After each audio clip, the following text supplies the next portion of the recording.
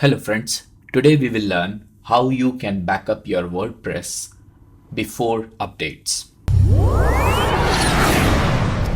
So the first thing you have to do is you have to log in into your control panel. So this is how it will look like once you're logged in.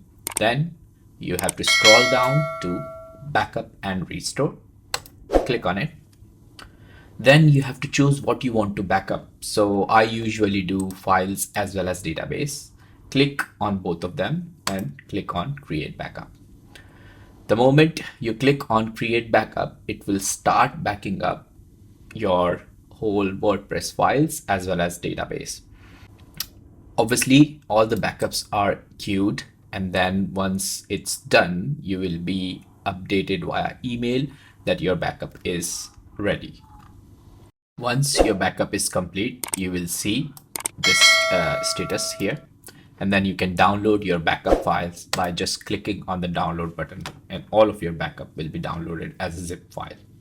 So this is how you back up your WordPress installation before updating it.